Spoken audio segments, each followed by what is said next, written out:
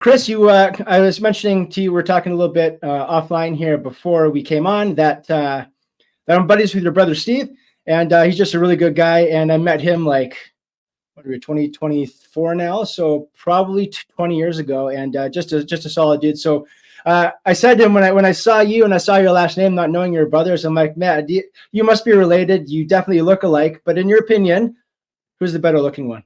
No, we'll let the audience decide. Eh? Yeah.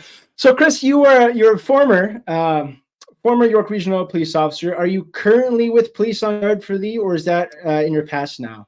Yeah, no, I still am. So I was one of the two co-founders of Police on Guard. And so December of 2020, seeing the nonsense that's going up, by the way, everyone who's watching, completely vindicated. Yeah, I'd say 100%.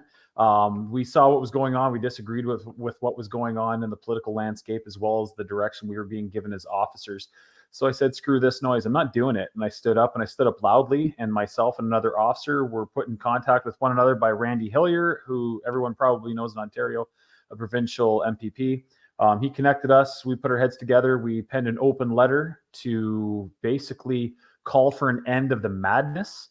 And from there, Police on Guard was born. And now we're numbering in the thousands across Canada. We're standing strong. We are still working hard to educate folks on the law, to educate folks on their rights, to call for basically a cease and desist by the government and the police when it comes to the infringement of the Canadian Charter of Rights and Freedoms of Canadians. We've been hard at it. We've not given up. We're still pushing ahead. But on the side, I'm doing Str8 Gudz, which is my own personal podcast, as well as my own personal company to keep the lights on to pay the bills, because I did leave policing as a result of the stand that I took. As you can well imagine, it wasn't exactly a welcome environment for me to stay in. So I've since left, and that is how I keep the lights on, is I create awesome shirts with awesome graphics, 100% cotton.